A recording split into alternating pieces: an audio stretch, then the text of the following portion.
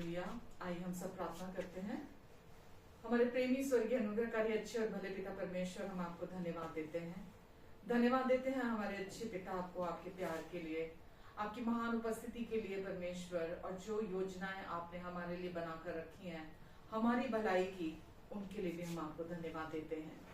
धन्यवाद देते परमेश्वर, आज के दिन में आपने हमें प्रवेश कराया ताकि आज के दिन में हम आपकी भलाइयों को अपने जीवन में अनुभव करें, क्योंकि आप प्रेमी अच्छे और भले पिता हैं। और हम धन्यवाद देते परमेश्वर कि हम आज भी और हर दिन आपकी भलाइयों को अपने जीवन में देखेंगे। धन्यवाद परमेश्वर, जितने लोग आज हमें देख रहे हैं, सुन रहे हैं, नामो नाम आप सबको ब्लेस करें, इनको, इनके अपनों को आप आशीष दें। अपना प्रेमी अनुग्रहकारी हाथ आप इन सब पर बनाकर रखेंगे, इन सब की मदद और सहायता करेंगे।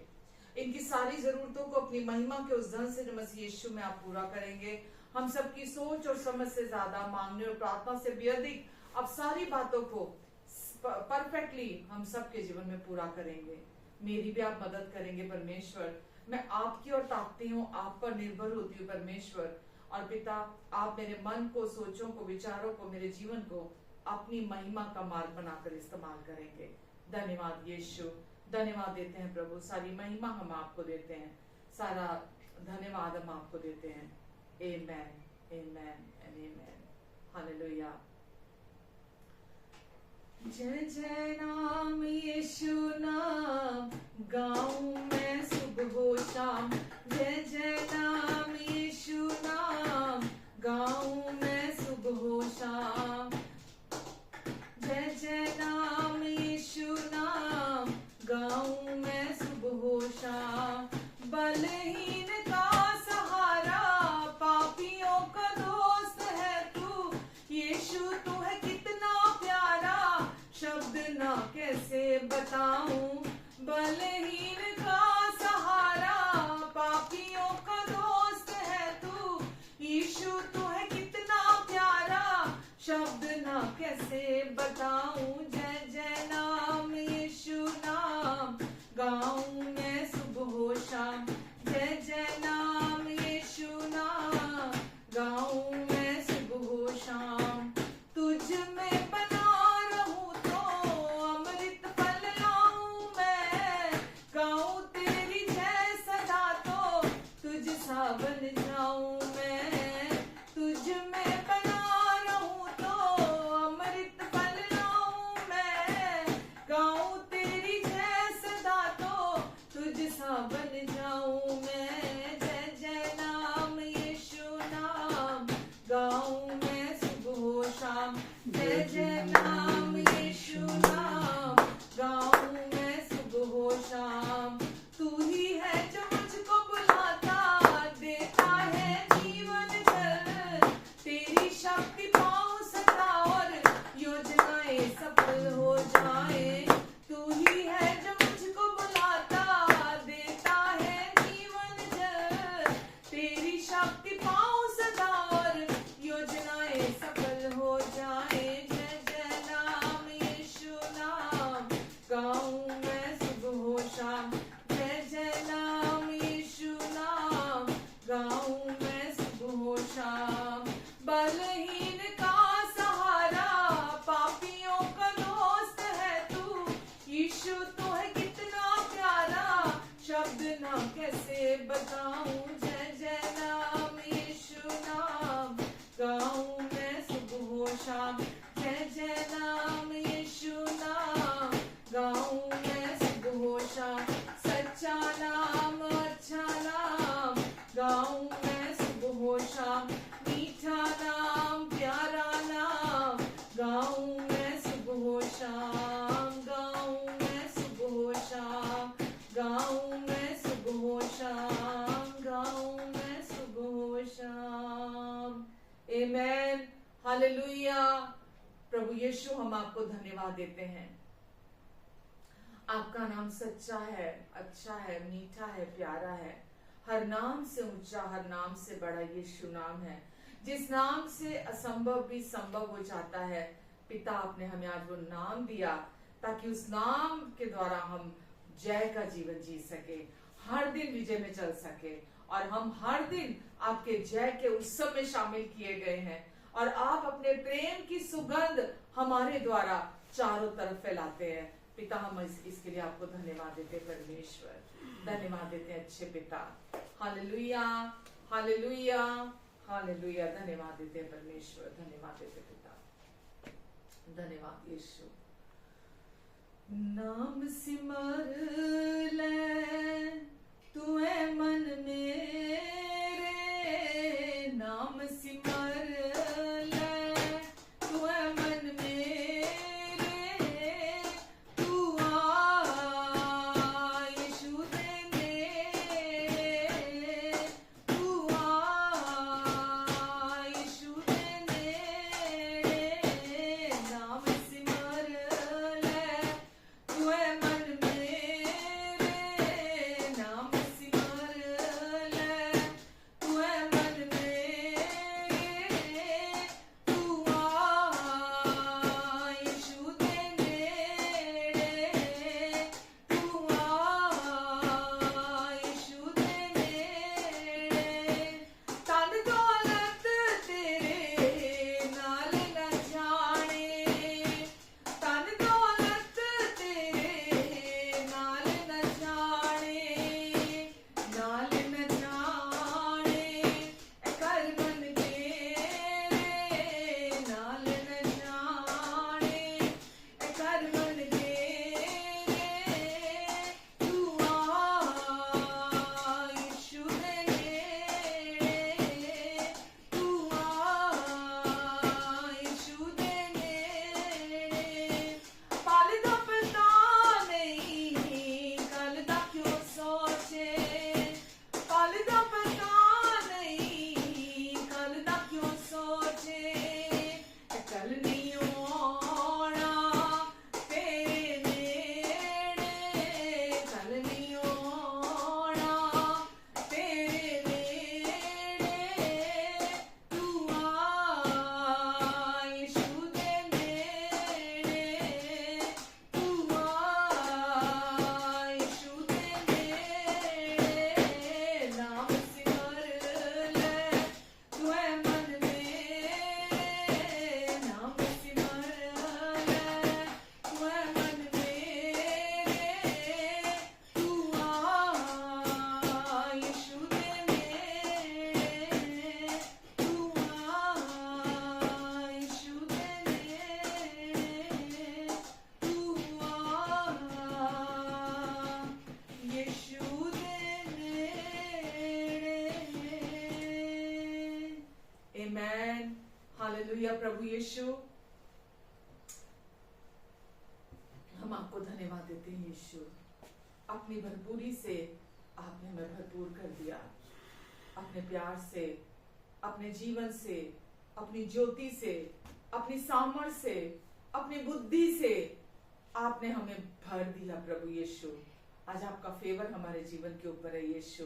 हम में कोई घटी नहीं है, हम में कोई घटी नहीं है, क्योंकि आज आप हमारे अंदर रहते हैं यीशु। प्रभु, हम सारी महिमा आपको देते हैं प्रभु, धन्यवाद देते हैं यीशु, धन्यवाद देते हैं प्रभु। हालेलुया, धन्यवाद यीशु, धन्यवाद प्रभु। प्रभु जी, हम धन्यवाद देते हैं आपको इस दिन के लिए, धन्यवाद देते हैं इस समय के लिए, धन्यवाद देते हैं प्रभु। आज जो आप अपनी विजडम को इम्पार्ट करने जा रहे प्रभु, अपनी सच्चाइयों को जो आज आप हमारे जीवन में रिवील करने जा रहे हैं यीशु, हम उसके लिए आपको धन्यवाद देते हैं, आपकी ओर ताकते हैं यीशु, क्योंकि हम जानते हैं प्रभु हमारे जीवन को आप ही नर्चर करते हैं, हमारे जीवन को आप ही नर्चर करते हैं। हमारी जरूरतें सिर्फ और सिर्फ आपसे पूरी होती हैं। ना ये संसार, ना ये संसार का कोई मनुष्य, ना कोई संसार की वस्तु हमें पोषण नहीं दे सकती। केवल आप हमारा पोषण है यीशु। जितना हम आप में से खाते हैं, जितना हम आप में से पीते हैं, आपके नई वाचा के प्याले में से, उस लहू में से, प्रभु हम उतना नर्चर और अधिक होते हैं यीशु। हम आपको धन्यवाद देते हैं प्रभु। जितना हम आपको सुनते हैं, जितना हम आपको सोचते हैं, जितना हम आपको बोलते हैं, हमारे जीवन उतना अधिक ब्लेस होते हैं।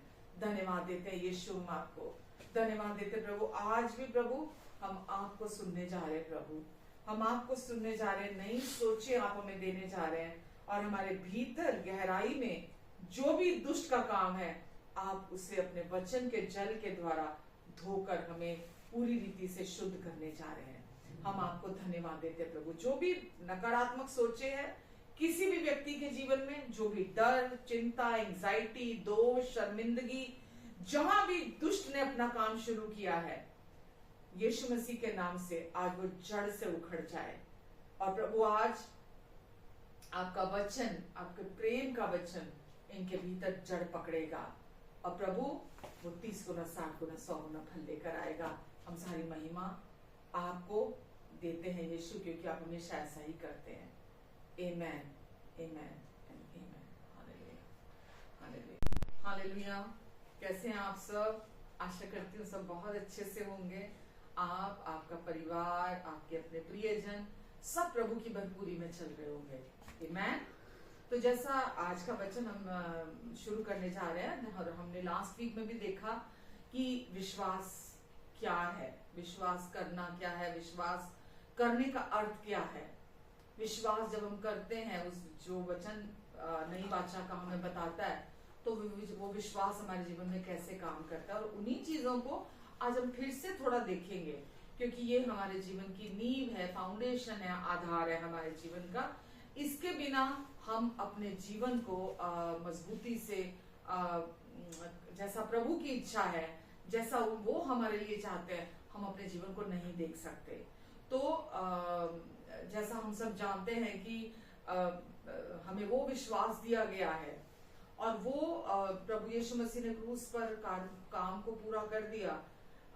जो कुछ भी हर दिन के, हर घंटे में, हर क्षण में, हर परिस्थिति में जो चीजें हमें चाहिए है अभी या आने वाले समय में भी, प्रभु यीशु मसीह के द्वारा, उनके वचन के ज्ञान के द्वारा वो हमें प्रॉमिस करता है परमेश्वर कि हम उन चीजों को जो पहले ही मिल चुकी है हमें, हम उन्हें अपने जीवन में रिसीव करते हैं और अनुग्रह और शांति में हम बढ़ते चले जाते हैं।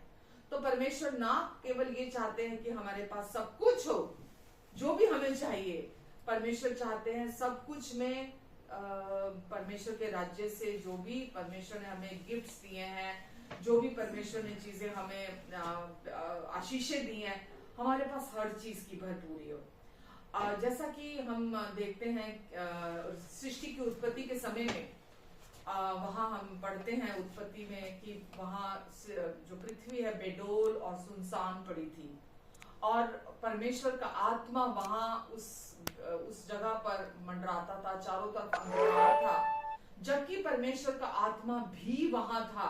लेकिन जब तक परमेश्वर ने अपने वचन को वहां नहीं बोला, परमेश्वर ने अपने वचन को विश्वास से वहां घोषणा नहीं की, तब तक वहां जीवन नहीं आया, ज्योति नहीं आई, रोशनी नहीं आई, चीजें उत्पन्न नहीं हुई।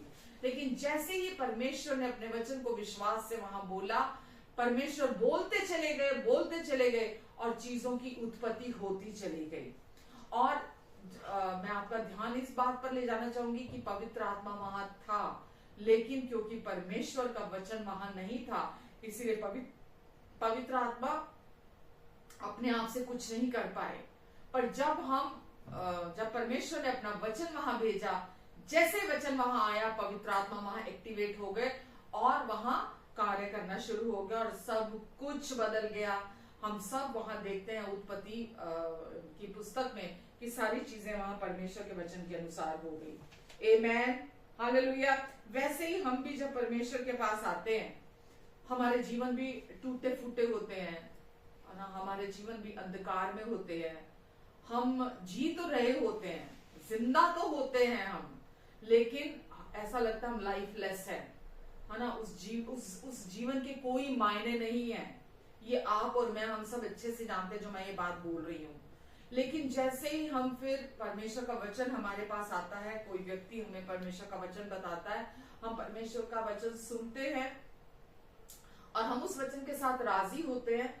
जैसे हम उस वचन के साथ राजी होते हैं, हमारा जीवन भी जो भी वहां टूटा फूटा, जो भी वहां पे निराशा, डिप्रेशन, जो कुछ भी वहां होता है, उसके पहले कमी, घटी, अंधकार में जीवन होता है, वो सब वहां बदल जाता है। परमेश्वर अपने जीवन का श्वास, अपने वचन को हमारे ऊपर बोलते हैं, उसकी घोषणा करते हैं और सब कुछ नया हो जाता है, सब कुछ बदल जाता है हमारी जिंदगी में।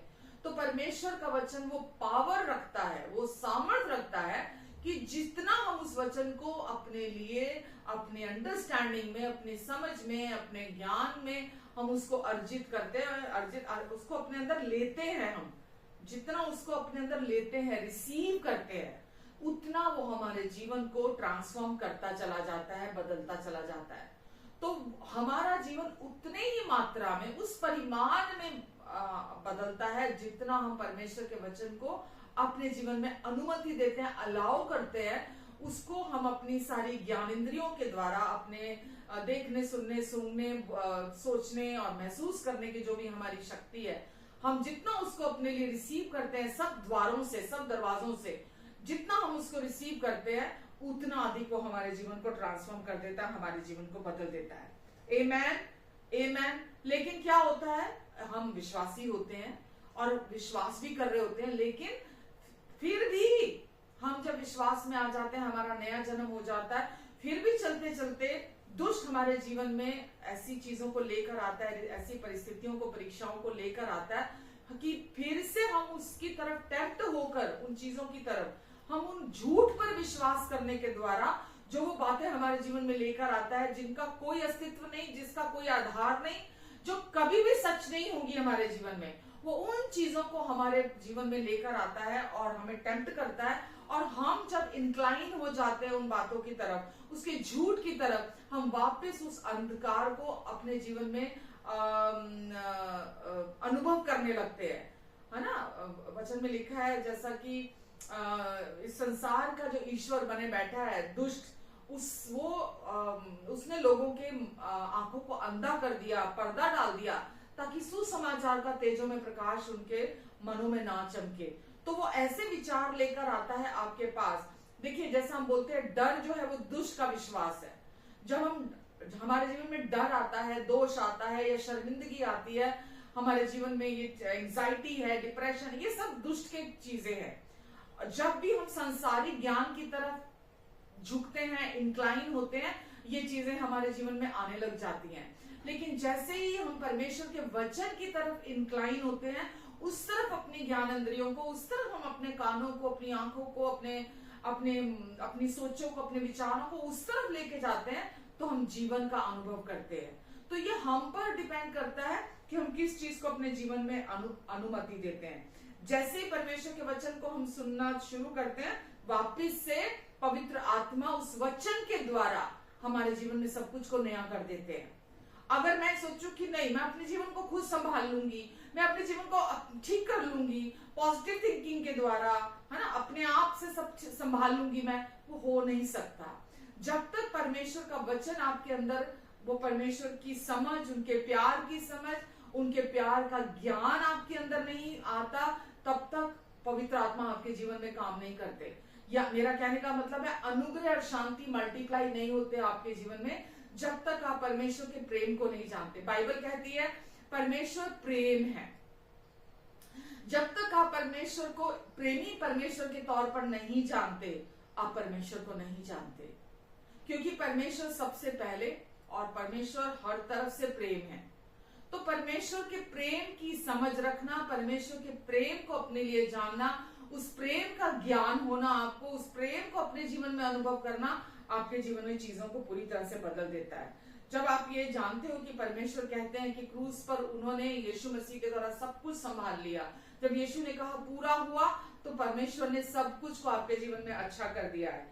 जैसा परमेश्वर ने उत्पत्ति के समय में जैसे ये वचन बोलना शुरू किया, कि जो भी चीजों को बुलाया, जैसा जो चीजें नहीं थी, अस्तित्व में नहीं थी, परमेश्वर ने उनको बोलना शुरू किया, और जैसे जैसे वो आती चली गई, परमेश्वर कहते चले गए अच्छा लगा, अच्छा लगा, अच्छा लगा, जो कुछ भी परमेश्वर ने बनाया था।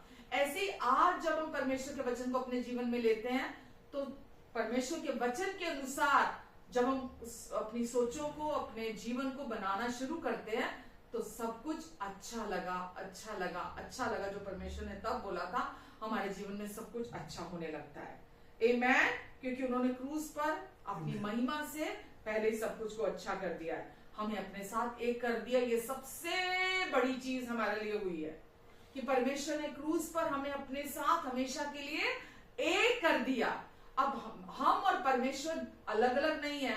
परमेश्वर हमारे अंदर आकर एक आत्मा होकर हमेशा के लिए जुड़ चुके हैं, और यीशु और पवित्र आत्मा के साथ, पिता के साथ अब हम उनकी महिमा में एक कर दिए गए हैं। और क्योंकि वो आपसे बहुत प्यार करते हैं, इसीलिए हम आपस में एक हैं। तो यीशु ने बहुत सारे वचन क्रूस पर जाने से पहले अपने लिए भी बोले कि मैं जो वो काम करने जा रहे थे अब पिता की इच्छा के अनुसार। तो कुछ चीजें हैं कि जो शुरुआत से प्रभु यीशु मसीह का पिता के साथ जो रिश्ता था सृष्टि की उत्पत्ति के समय से, हमेशा से आदि और अंत, है ना, एक मतलब परमेश्वर और यीशु एक ही हैं। तो वो जो रिश्ता था, जब तक वो क्रूस पर आए, वो उस रिश्ते को जानते थे कि वो और पिता एक हैं। पिता को यीशु ने कहा, जैसा पिता काम करता है वैसा ही मैं भी पिता को जो करते हुए देखता हूं, मैं भी वही करता हूं। और यीशु ने अपने जी उठने के बारे में भी यीशु ने बहुत सारी घोषणाएं की। इसीलिए जब यीशु गए क्रूस के बाद, वो कब्र में उन्हें गाड़ा गया, तो पवित्र आत्मा के द्वारा प्रभु यीशु मसीह जिंदा हुए। क्योंकि कैसे वो जिंदा हुए? क्योंकि ऑलरेडी यीशु ने अपने लिए पहले ही वो घोषणाएं की थी, वो वचन बोले थे। और यीशु तीसरे दिन, हम सब जानते हैं, मरकर जी उठे, पवित्र आत्मा ने उन्हें जिंदा किया। आमेन। उन वचनों के द्वारा, वो जो पहले भविष्यवाणियां हुई थी, उनकी वजह से यीशु पुनर्जीवित हो गए। और यीशु ने इसलिए हमसे क्या कहा? परमेश्वर पर भरोसा रखो और मुझ पर भी भरोसा रखो। परमेश्वर पर भरोसा रखो और मुझ पर भी भरोसा रखो। दोनों चीजें यीशु ने कही। और जैसा परमेश्वर का विश्वास था वैसा ही यीशु का भी विश्वास था, इसलिए यीशु ने कहा। तो यीशु आज क्या चाहते हैं? जैसा परमेश्वर ने चीजों को जो नहीं थी उनको बुलाया, उनका नाम लिया, वैसे वो होती चली गई। और फिर यीशु ने भी, जैसा लाजर, हम जानते हैं 3 दिन 3 रात का मुर्दा था, कब्र के अंदर था, और यीशु ने क्या कहा उसको, लाजर को, लाजर बाहर आ जा, बाहर आ जा। और जैसे यीशु ने कहा लाजर बाहर आ जा, उसी समय वो मुर्दा जो था वो जिंदा हो गया और वो बाहर आ गया।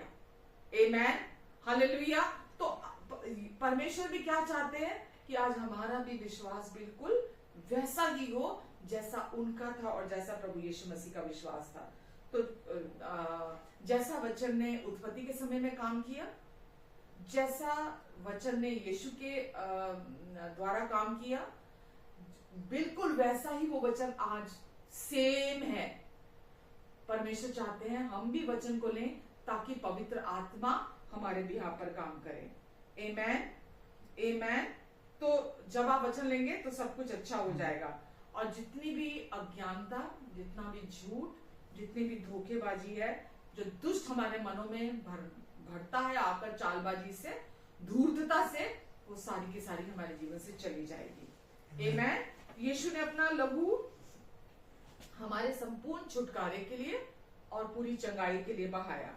किसी भी तरह का कोई भी दर्द, कोई भी पीड़ा, कोई भी बीमारी, कोई भी रोग आज प्रभु की तरफ से आपके ऊपर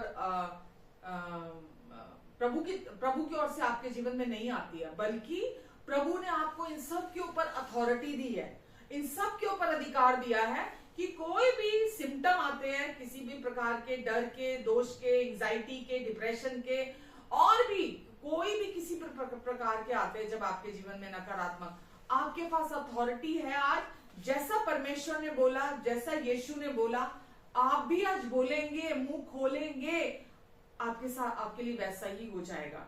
उसके लिए आपको कुछ नहीं सोचना कि मेरा तो जीवन ऐसा नहीं है, पता नहीं मेरा तो जीवन, पता नहीं परमेश्वर मेरी प्रार्थना सुनेंगे कि नहीं सुनेंगे, या कि परमेश्वर सबकी सुनते हैं लेकिन मेरी नहीं सुनेंगे। आपको ये सारी चीजें, नकारात्मक बातों को सोचने की अपने लिए जरूरत नहीं है। परमेश्वर ने आपको अंधकार की शक्तियों के ऊपर अधिकार दिया है।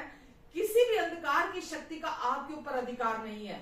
तो आपको ये स्टैंड लेना पड़ता है कि अंधकार का आज मुझ पर कोई अधिकार नहीं है। आप सोचिए, एक अंधेरे कमरे में जब आप रोशनी लेकर जाते हैं, उसी समय वहां पूरा कमरा रोशन हो जाता है। रोशनी ने कुछ नहीं किया, वो उसका स्वभाव है।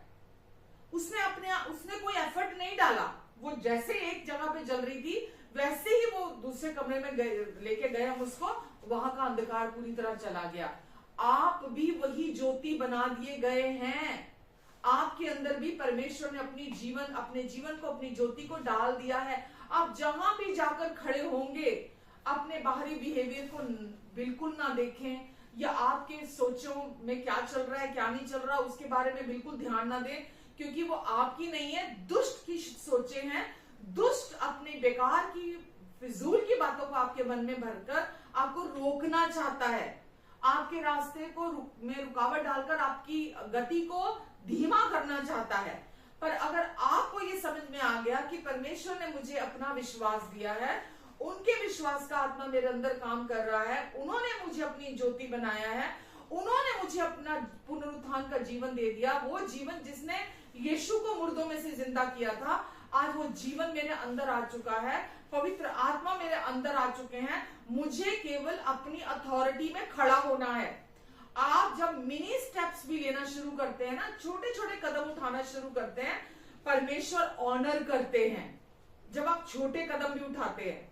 लेकिन जब आप बिल्कुल कोई वचन को लेते नहीं अपने जीवन में, सोचिए मैंने अभी बोला उत्पत्ति के समय में क्योंकि परमेश्वर का वचन वहां नहीं था, इसीलिए पृथ्वी में चारों तरफ अंधकार था, वो बेडौल थी, वो सुनसान थी।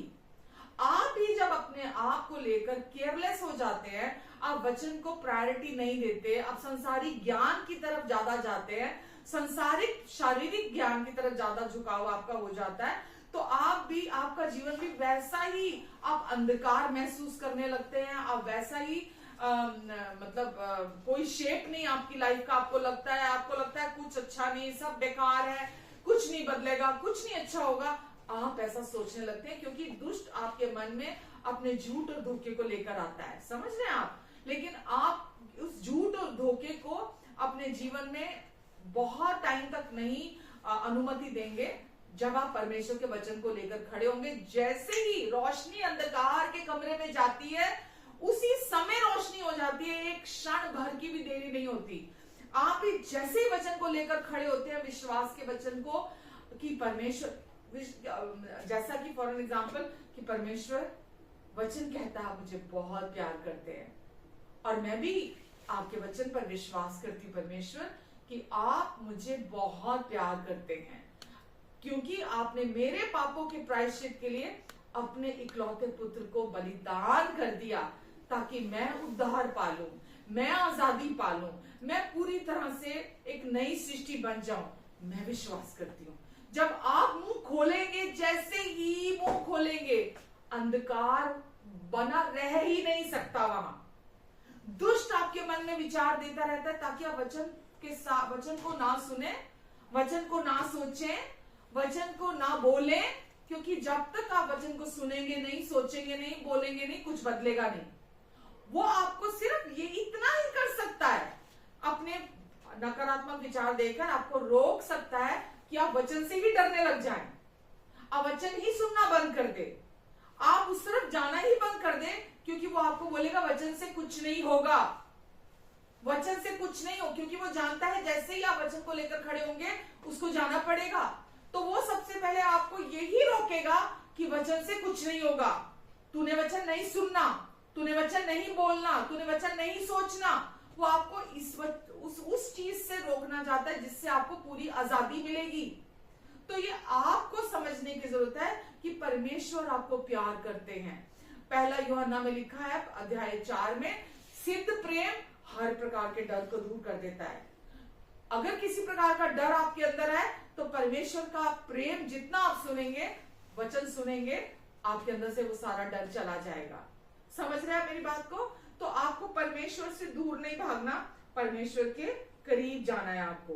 जितना आप परमेश्वर के करीब जाएंगे, उनके वचन को आप सुनेंगे सुनेंगे सुनेंगे सुनेंगे, जितना सुनेंगे वो आपके अंदर वही आपकी सोचों में घूमेगा, और जितना वो आपकी सोचों में जाएगा, वो एक दिन प्रकाशन बनकर आपके अंदर से आएगा।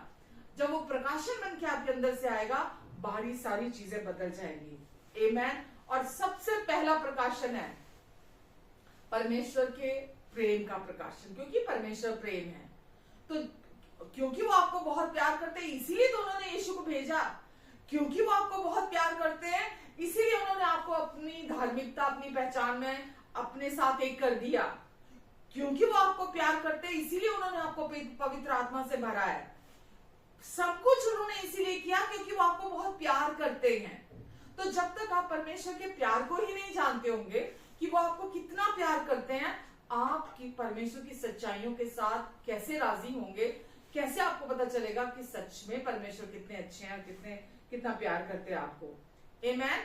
कुछ लोगों को परमेश्वर के, मैंने लास्ट वीक बोला, विश्वास पर, परमेश्वर पर विश्वास करना बहुत मुश्किल लगता है।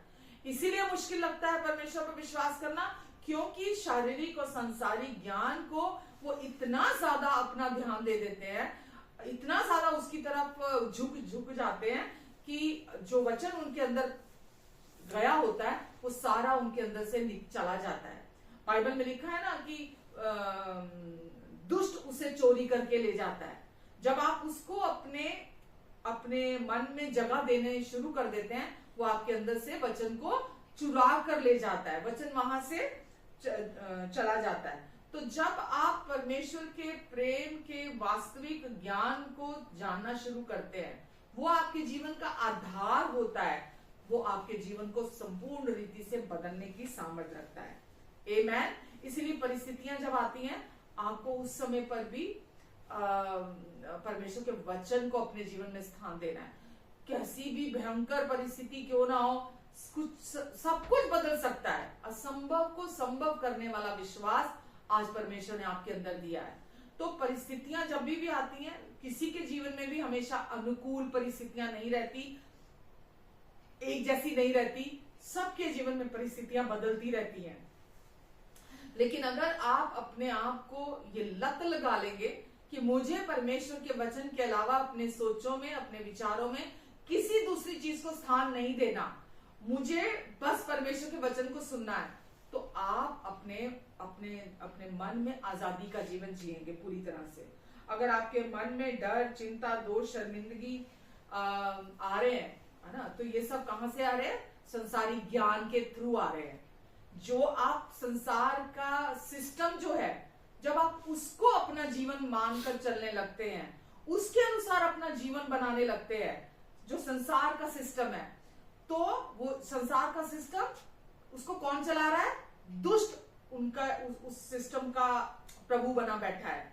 तो जब आप भी उस सिस्टम को फॉलो करके अपने जीवन को चलाने की, बनाने की कोशिश करते हैं, तो उस सिस्टम के माध्यम से आपके जीवन में डर भी आता है, चिंता भी आती है, दोष भी आता है, शर्मिंदगी भी आती है आपके जीवन में।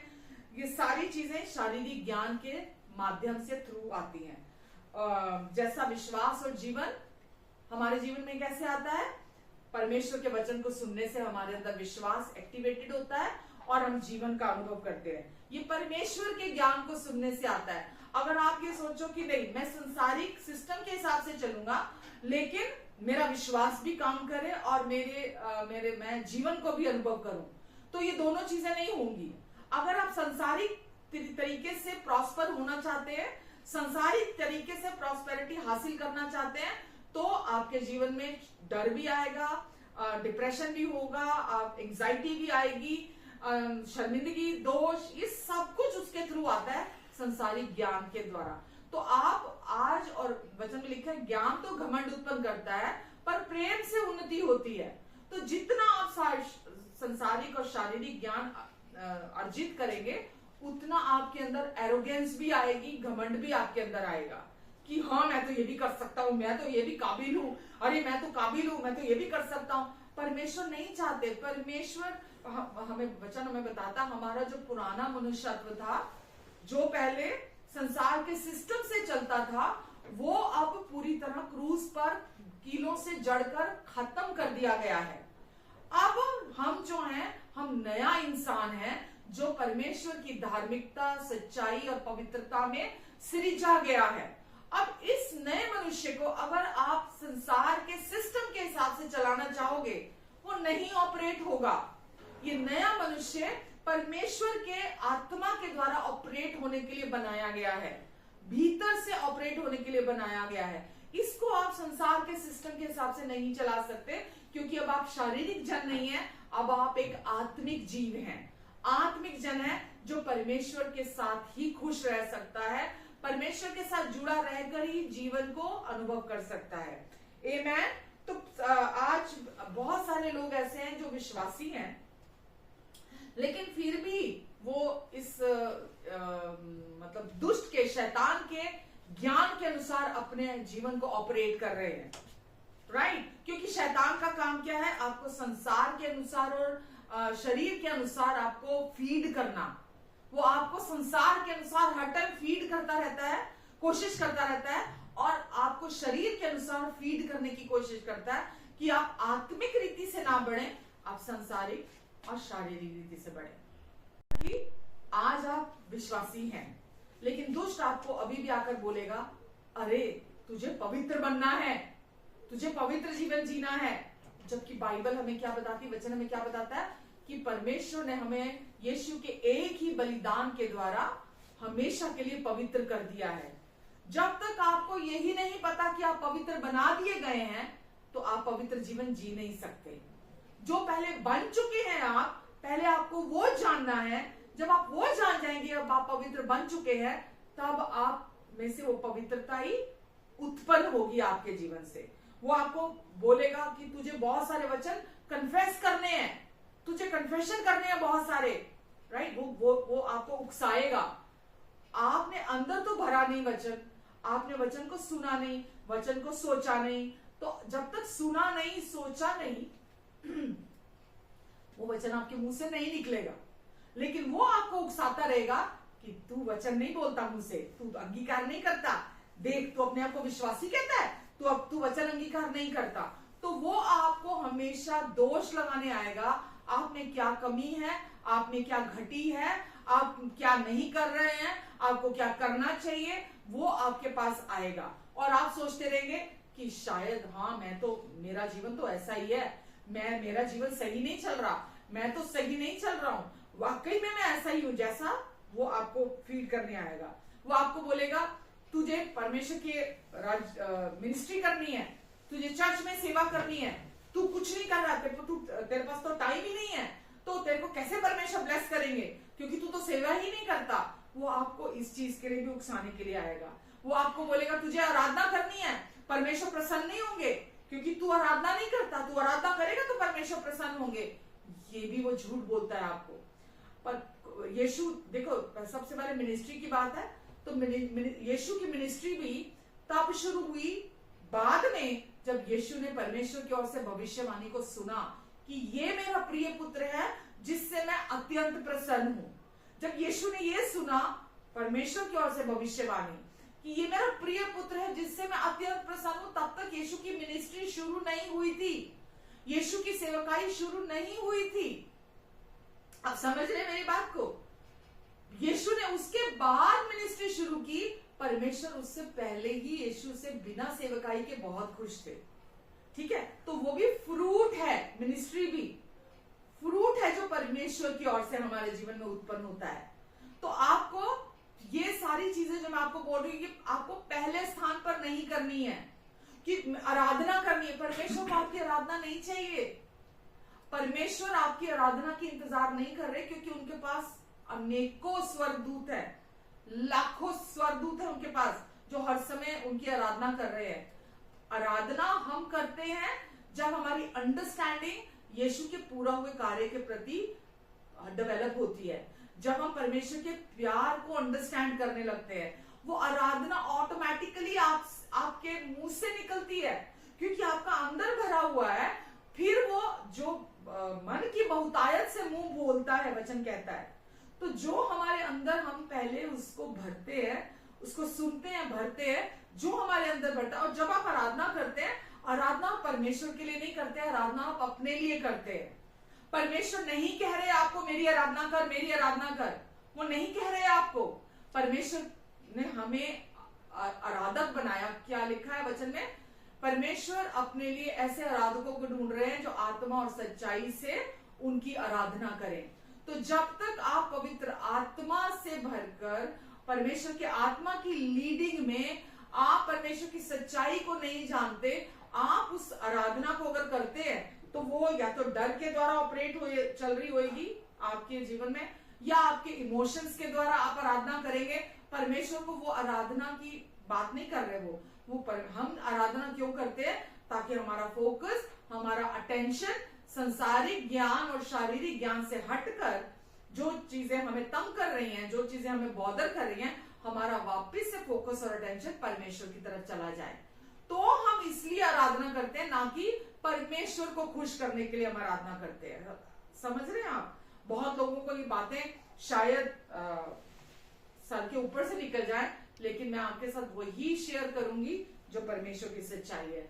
दुष्ट आपको बोलेगा तू बहुत प्रार्थना नहीं ना करता, इसीलिए प्रॉब्लम है तेरी लाइफ में, क्योंकि तू प्रार्थना नहीं करता। तू रोज 4 घंटे प्रार्थना कर, देख तेरी लाइफ में काम होना शुरू हो जाएगा।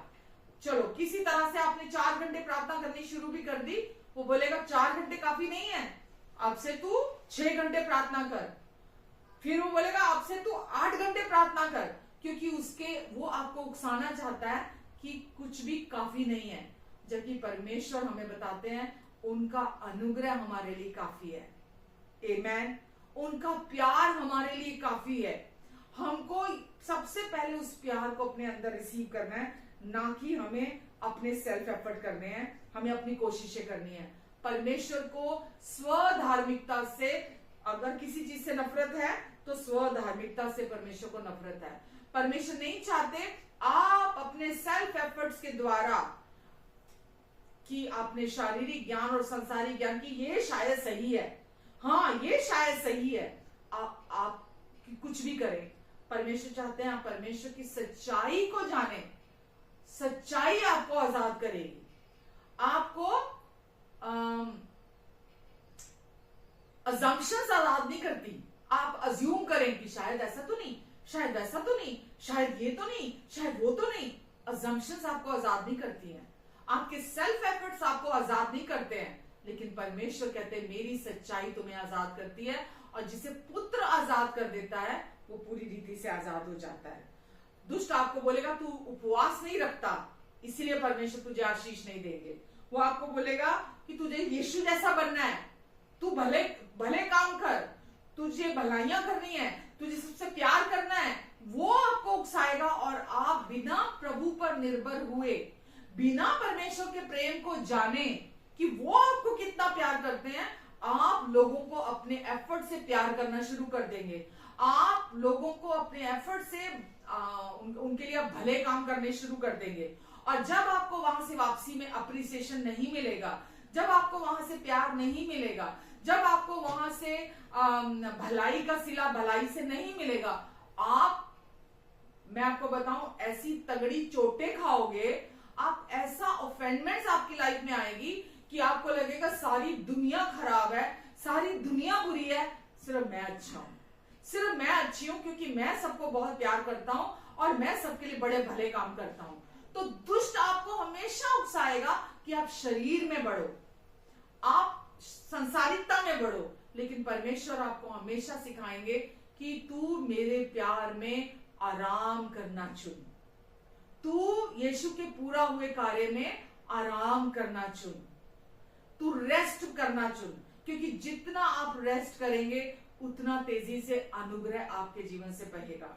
दुष्ट आपको बोलेगा अरे देख फला बंदे ने कितनी उन्नति कर ली, उस बंदे ने कितनी तरक्की कर ली, वो देख कहां पहुंच गया, तुझे भी तो, तू कोई किसी से कम है क्या कि तू नहीं पहुंच सकता, तेरे में भी तो काबिलियत है, तू भी तो सब कुछ कर सकता है, तू भी कोशिश कर, तू ये कर, तू ये भी कर, तू वो भी कर, तू ऐसा भी कर, तू ऐसा भी कर।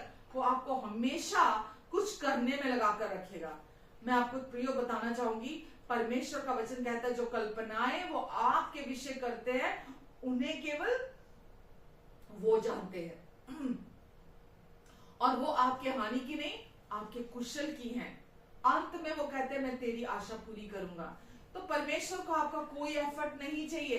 मैं आपसे पूछना चाहती हूं, जिस समय आपका उद्धार हुआ, जो सबसे बड़ा काम है, जब परमेश्वर ने आत्मा में आपको अपने साथ एक किया, जो सबसे बड़ा काम है, अनंत जीवन में प्रवेश करा दिया, जो सबसे बड़ा काम है, तब आपने क्या मेहनत की, आपने तब क्या कोशिश की, आपने तब कौन सा एफर्ट डाला, आपने उस समय पे क्या ऐसा किया कि परमेश्वर ने आपके कार्य को देखकर आपके लिए ये सब कुछ को कर दिया। परमेश्वर ने जब वो जो सबसे महान काम था, जब परमेश्वर ने वो इंडिपेंडेंटली किया बिना आपके कंट्रीब्यूशन के, तो बाकी का भी जो जीवन है, बाइबल हमें बताती है अनुग्रह से ही हमारा उद्धार हुआ है और अनुग्रह ही हमें आगे लिए चलेगा, क्योंकि यीशु ने कहा मेरा अनुग्रह तेरे लिए काफी है। तो अनुग्रह और शांति कैसे आपके जीवन में बढ़ते चले जाते हैं? जब आप इन सच्चाइयों को अपने जीवन में सुनते हैं, अपने लिए अपने अंदर इनको मेडिटेट करते हैं, इनको अपने लिए सोचते हैं कि हाँ ऐसा परमेश्वर ने कहा है। जब आप सुनते हैं, सोचते हैं, तो बोलेंगे भी आप जरूर। आपका मुंह बंद नहीं रहेगा, आपका जीवन ट्रांसफॉर्म होता चला जाएगा, आप महिमा से महिमा की ओर बदलते चले जाएंगे, आगे बढ़ते चले जाएंगे। आमेन, आमेन। लेकिन वास्तव में जो उन्नति है वो कैसे आती है हमारे जीवन में? दुष्ट तो आपको बोल रहा है ये सब कुछ कर, पवित्र बनने के लिए, शुद्ध होने के लिए, परमेश्वर से आशीषों को पाने के लिए, उनकी एक्सेप्टेंस को पाने के लिए, उनके प्यार को पाने के लिए वो आपको हमेशा चाहता है आप कुछ करें। लेकिन एक्चुअल में प्रॉस्पेरिटी, उन्नति, सफलता आपके जीवन में कैसे आती है? ये सब कुछ परमेश्वर के ज्ञान, उनके प्रेम के ज्ञान को अपने जीवन में रिसीव करने से आती है। जितना आप परमेश्वर के प्यार को जानेंगे उतना आप निश्चिंत होंगे, जितना आप निश्चिंत होंगे उनका जीवन आप में से फ्लो करेगा, आप में से बहेगा। क्योंकि जो भी जितनी बातें जीवन और भक्ति से संबंधित हैं वो सब हमें परमेश्वर ने उनकी पहचान में, अपने पुत्र की पहचान में हमें पहले से दे दी है। आमेन। जितना हमें इस ज्ञान की कमी होगी उतना हम लैक में रहेंगे। जितना अधिक हमें इस परमेश्वर के प्रेम के ज्ञान की बहुतायत हमारे अंदर होगी उतना ही अधिक हम प्रॉस्पेरिटी में चलेंगे। आमेन। तो विश्वास कोई समस्या नहीं है हमारे लिए आज। विश्वास तो जितना हमें चाहिए पूरा हमारे अंदर है। जो कुछ भी हमें चाहिए जीवन और भक्ति से संबंधित, विश्वास भी उसी में शामिल है। उतना विश्वास भी परमेश्वर ने हमें दे दिया है। तो आज से ये सोचना बंद कर दीजिए कि मैं ही विश्वास नहीं करता मैं विश्वास नहीं करता इसलिए मेरे जीवन में कोई काम नहीं हो रहा। विश्वास पहले से आपके अंदर है। आपको परमेश्वर के बारे में पता नहीं है। वो जैसा मैंने बोला परमेश्वर प्रेम है, वो आपको कितना प्यार करते हैं, इतना करते हैं कि उन्होंने अपने इकलौते पुत्र को आपके पापों के प्रायश्चित के लिए बलिदान कर दिया। आप जानते नहीं हैं, इसीलिए आप अपने जीवन में अभी भी कमी में, घटी में चल रहे हैं। आमेन। जैसा हमने पढ़ा गलातियों 5:22, लास्ट वीक भी मैंने दिखाया था कि विश्वास भी आत्मा के फल का एक हिस्सा है। आपके भीतर परमेश्वर ने अपना विश्वास पहले ही डाल दिया है और गलातियों 5 में ही लिखा है कि विश्वास प्रेम के द्वारा प्रभावशाली होता है। कैसे होता है विश्वास? विश्वास प्रेम के द्वारा प्रभावशाली होता है। किसका प्रेम? परमेश्वर का प्रेम जो हमारे प्रति है। जितना हम परमेश्वर के प्रेम से अपने आत्मा को फीड, अपने भीतर को फीड करेंगे, उतना हमारे अंदर से वो जो विश्वास परमेश्वर ने हमारे अंदर डाल दिया है, वो विश्वास हमारे लिए काम करेगा। आमेन। आपका विश्वास सबसे बेस्ट कब काम करता है? जब आप परमेश्वर के प्यार में अपने आप को प्लग इन करते हैं। ठीक है। आज ही मैंने एक वॉलपेपर पढ़ा था, उसमें लिखा हुआ था विश्वास एक पंखा है। हाँ, पंखे की तरह है विश्वास। जब आप उसको परमेश्वर के प्यार में प्लग इन कर देते हैं, वो सबसे बेस्ट काम करता है। फिर से रिपीट करूं, विश्वास एक फैन की तरह है, पंखे की तरह है। जब आप उसको परमेश्वर के प्यार में प्लग इन कर देते हैं, वो सबसे बेस्ट काम करता है। दूसरा कोई तरीका नहीं है। और जब आपका विश्वास काम कर रहा होगा, एक्टिवेटेड होगा, आपको कोई कमी नहीं होगी, क्योंकि वो विश्वास आपके अंदर है जिसने सृष्टि की रचना की, जिसके द्वारा एक एक चीज की रचना हुई है। सब कुछ उस विश्वास के द्वारा बनाया गया है, सृजा गया है। और जिसके द्वारा सब कुछ बनाया गया है वो अब आपके अंदर है। आमेन। यीशु ही वो विश्वास है, यीशु ही वो विश्वास का वचन है और वो आज आपके अंदर रहता है। आमेन। आपने कभी किसी पौधे को फल उत्पन्न करने के लिए मेहनत करते देखा है या तड़पते कराहते देखा है? या किसी बेल को फल उत्पन्न करने के लिए रोते कराहते चिल्लाते हुए कभी आपने सुना है? कभी नहीं सुना।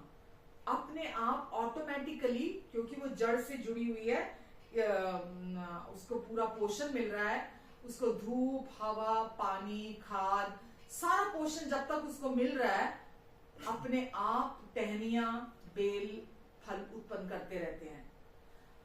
जब आप उसको पानी धूप हवा खाद ये पोषण देना बंद कर देते हैं, फल उत्पन्न होना बंद हो जाता है। मतलब यही एक कारण हो सकता है। लेकिन अगर उसको पूरा पोषण मिल रहा है, उसको पूरी तरह से आप नर्चर कर रहे हैं, तो उसमें फल अपने आप ऑटोमेटिकली उसमें फल उत्पन्न होता है। तो किसी भी अगर आप बेल को देखते हैं या पेड़ को देखते हैं, उसके अंदर वो स्वभाव है फल उत्पन्न करने का। ठीक है, वो उस स्वभाव के कारण वो अपने भीतर से फल उत्पन्न करता है। सिर्फ माली क्या करता है, वो उसकी रक्षा करता है। रक्षा मतलब उसको नर्चर करता है, उसको वो सब देता है जो उसकी जरूरत है, और वो फल अपने आप उत्पन्न उसमें से होता है। अब उसको कुछ करना नहीं पड़ता। तो विश्वासी का जीवन भी कैसा है? वो भी ऐसा ही है। विश्वास करना हमारा स्वभाव है जो परमेश्वर ने हमारे अंदर डाला है, और जो हमारे जीवन में ऑटोमेटिकली काम करता है, वो हमारे अंदर डाला गया। अगर हम अपने उस विश्वास को नर्चर करते हैं, जैसा मैंने अभी बोला, वचन को सुनना, वचन को सोचना, अपने जीवन में वचन के साथ टाइम मैक्सिमम स्पेंड करना, जब आप उस विश्वास को जो आपके अंदर डाला गया है, जो आपका स्वभाव है, जब आप खुद को नर्चर करते हैं उसके थ्रू, तो वो ऑटोमेटिकली आपके जीवन में काम करता है। आपको उसके लिए कुछ नहीं करना पड़ता। आमेन। और वचन में, इसका मतलब वचन में बने रहना। यीशु ने कहा यदि तुम मुझ में बने रहो तो बहुत फल फलोगे, क्योंकि यीशु ही वचन है।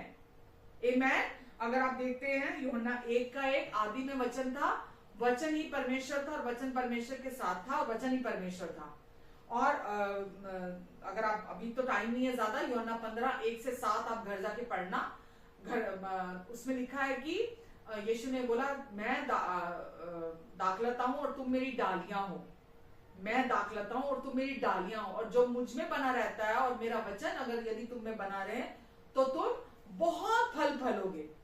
तो हमें फल फलने के लिए हमें कुछ नहीं करना, चाहे वो विश्वास ही क्यों ना हो। हमें कुछ नहीं करना कि मुझे विश्वास करना है, मुझे विश्वास करना है, मुझे नहीं करना। आपको विश्वास, आपको केवल नर्चर करना है अपने आप को परमेश्वर के वचन के द्वारा। जब आप करेंगे उसको, सबसे पहले कहां से शुरू होगा? सुनना। आप सुनेंगे, फिर आप उसको सोचेंगे। जब आप सुनेंगे, सोचेंगे, मेडिटेट करेंगे, मैक्सिमम टाइम आप वचन के साथ स्पेंड करेंगे, उसका रिजल्ट क्या होगा? आप बहुत बहुत फल उत्पन्न करेंगे अपने जीवन से। आमेन। हालेलुया।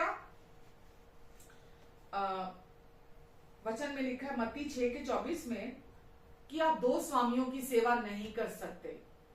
आप दो स्वामियों की सेवा नहीं कर सकते। क्या मतलब हुआ कि आप सोचे मैं संसार के साथ भी दोस्ती करके रखूं, उन चीजों को भी अपने अंदर अलाउ करूं, संसारिक चीजों को, संसार के अनुसार मैं प्रॉस्पर होना चाहूं, उन्नति करना चाहूं, सफल होना चाहूं संसार का तरीका अपनाकर, और मैं परमेश्वर के वचन के अनुसार जैसा लिखा हुआ है मैं उसके अनुसार भी प्रॉस्पर करूं। तो दो तरीकों से आप परमेश्वर वचन में लिखा है, कोई भी व्यक्ति दो स्वामियों की सेवा नहीं कर सकता। या तो आप संसार को अपने ऊपर स्वामी चुन लो, या आप परमेश्वर के वचन को, परमेश्वर को अपने ऊपर स्वामी चुन लो। आप कभी भी संसार की बातों को अपने ऊपर सोचे मैं उसको अपने ऊपर हावी होने दूं, और कभी मैं परमेश्वर को अपने ऊपर हावी होने दूं। परमेश्वर कभी भी आपके ऊपर हावी नहीं होते। परमेश्वर को आपको अनुमति देनी होती है। आप कहते नहीं परमेश्वर मैं आपको चुनता हूं, मैं आपके वचन को अपने जीवन में पहला स्थान देता हूं, मैं चुनता हूं परमेश्वर आपका मार्ग, है ना। तो आप जब आप ये चुनाव करते, वचन में लिखा दोहरे मन वाला व्यक्ति परमेश्वर से कुछ प्राप्त नहीं करता। वो ये सोचता है, कभी सोचता है ये सही है, कभी सोचता है ये कर लूं, कभी कहता है ये कर लूं, कभी कहता है वो कर लूं। तो दोहरे मन वाला व्यक्ति अपने ही कार्यों में हमेशा अस्थिर होता है, वो कभी भी स्टेबल नहीं होता अपनी सोचों में। तो आप दोहरे मन वाले व्यक्ति होकर ये ना सोचें कि आपको परमेश्वर से कुछ प्राप्त होगा। दोहरा मन रख के आप परमेश्वर से कुछ भी प्राप्त नहीं कर सकते। मत्ती 6:22 में लिखा है, अभी दोहरे मन वाला व्यक्ति याकूब 1:7 और 8 में लिखा था, और अभी मत्ती 6:22 में लिखा है कि शरीर का दिया आंख है, शरीर का दिया आंख है, इसलिए यदि तेरी आंख निर्मल हो तो तेरा सारा शरीर भी उजाला हो जाएगा। शरीर का दिया आंख है, इसलिए यदि तेरी आंख निर्मल हो तो तू सारी पूरा ज्योति से भरपूर हो जाएगा। अगर तेरी शरीर का दिया आंख है तो इसका मतलब क्या है कि यदि आपका सारा ध्यान परमेश्वर के वचन के तरफ है, सारा ध्यान मतलब पूरी अटेंशन, पूरा फोकस अगर आपका परमेश्वर के वचन की तरफ है, उनके प्रेम पर है, उनके वचन के, परमेश्वर पर ध्यान मतलब परमेश्वर के वचन के थ्रू परमेश्वर पर है। अगर आपका सारा ध्यान परमेश्वर के वचन के थ्रू परमेश्वर पर है तो आप हमेशा उनकी भरपूरी में चलेंगे। हमेशा यीशु को सुनना, यीशु को सोचना, यीशु को बोलना, यह आपका चुनाव होगा। परमेश्वर कभी जबरदस्ती नहीं करते किसी के साथ। आप संसार के अनुसार चलना चाहते हैं, आप चल सकते हैं, फ्रीली चल सकते हैं। अगर आप चुनते हैं कि मुझे परमेश्वर आप चाहिए, मुझे आपकी मदद चाहिए, मुझे आपके अनुसार सफलता चाहिए, जो प्रॉमिसेस आपने किए हैं परमेश्वर, मैं उसके अनुसार अपने जीवन को देखना चाहती हूँ। जब आप चुनेंगे तो परमेश्वर आपको बढ़ाएंगे, आपको आपकी उन्नति करेंगे। तो जब भी मेरे प्रियो हम यीशु के अनुसार सुनते हैं, सोचते हैं, बोलते हैं अपने जीवन में, वो हमारे लिए हमेशा आशीष का कारण होता है। ऐसा कभी नहीं होता कि कोई व्यक्ति यीशु को सुन रहा है, यीशु को सोच रहा है, यीशु को बोल रहा है, उसके जीवन में आशीषों की भरपूरी ना हो, क्योंकि यीशु ही आशीष है परमेश्वर की, जो हमारे लिए स्वर्ग से उतरा। आमेन। अब हम बोलते हैं परमेश्वर के साथ संगति करना, परमेश्वर के साथ, प्रभु यीशु के साथ संगति करना। इसका क्या अर्थ है कि प्रभु यीशु के साथ संगति करना? यानी कि उनके वचन के साथ विचारों में पूरी तरह से खो जाना। प्रभु के साथ संगति करो, बड़ी बार सुना होगा आपने, प्रभु के साथ संगति करो। क्या करते हो प्रभु के साथ संगति? क्या करते हो परमेश्वर के साथ संगति? अपने विचारों में पूरी तरह से वचन में खो जाना, वचन में खो जाना, अपने विचारों में इतना गहरे सोच में चले जाना कि आपके भीतर आप केवल वचन को ही पहला स्थान और आखिरी स्थान देते हैं। उसके अलावा दूसरी किसी चीज, मतलब होता ना, पहले हम संसार में थे तो खोए हुए थे, पैसे के नशे में खोए हुए थे, है ना, दूसरी और चीजों के नशे में खोए हुए थे, रिश्तों में खोए हुए थे, संसार की दोस्तियों में खोए हुए थे।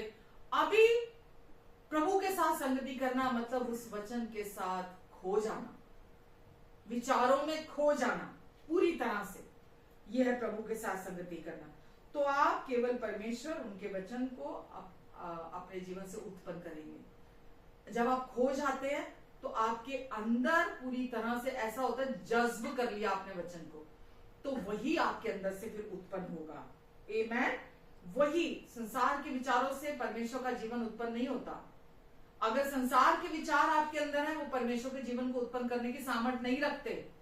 लेकिन अगर आप परमेश्वर के वचन को अपने जीवन में स्थान देते हैं तो वो आपके जीवन से परमेश्वर की सामर्थ्य को उत्पन्न करने की सामर्थ्य रखते हैं। आमेन। तो हम अपने जीवन में परमेश्वर को स्थान देते हैं। बाइबल में वचन है रोमियो 8:6, रोमियो 8:6, वहां क्या लिखा है? बहुत अच्छा वचन है इसको और क्लियर करने के लिए, क्योंकि शरीर पर मन लगाना तो मृत्यु है। शरीर पर मन लगाना तो मृत्यु है, लेकिन आत्मा पर मन लगाना, यानी कि आत्मा पर मन लगाने वाला होना, एक व्यक्ति जो शरीर पर मन लगाकर रखता है और एक व्यक्ति जो आत्मा पर मन लगाने वाला व्यक्ति है। तो जो व्यक्ति शरीर पर मन लगाकर रखता है, लिखा है रिजल्ट क्या है? मृत्यु।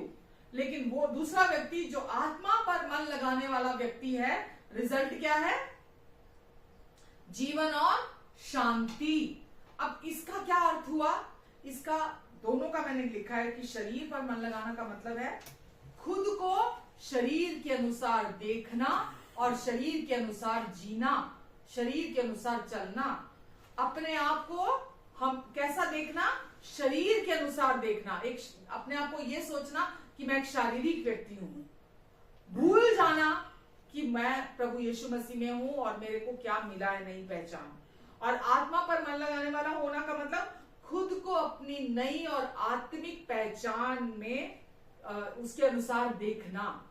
अपने आप को हर समय, कोई भी परिस्थिति हो, हर समय खुद को जो आत्मा में परमेश्वर ने आपको बना दिया है, नई सृष्टि, शुद्ध, पवित्र, जैसा परमेश्वर ने आपको बना दिया है, शुद्ध, पवित्र, धर्मी, अपनी धर्मी प्रिय संतान, और आपको बना दिया परमेश्वर ने पूरी तरह से अपने समान, अपने जैसा आपको परमेश्वर ने योग्य बना दिया है। जब आप अपने आप को आत्मा के अनुसार देखते हो, उसका रिजल्ट क्या आता है? आप वैसे ही सोचते हो, वैसा ही चलते हो, जीवन और शांति। आमेन। तो फिर इसका क्या मतलब हुआ? अगर आप जीवन और शांति को अनुभव नहीं कर रहे अपने जीवन में, तो इसका क्या अर्थ हुआ? आप शरीर के अनुसार चल रहे हैं। शरीर के अनुसार चलने से क्या आता है रिजल्ट? मृत्यु को अनुभव करते हैं। लेकिन आत्मा के अनुसार चलने से जीवन और शांति आता है। मृत्यु ऐसे ही नहीं आती है लाइफ में, एक्सपीरियंस करते हैं हम। जब हम संसारी ज्ञान के हिसाब से, शरीर के अनुसार से हम अपने आप को देखते हैं, हम अपने आप को सोचते हैं, हम अपने लिए सुनते हैं, हर समय वही हम बोलते हैं और वही हम जी रहे होते हैं।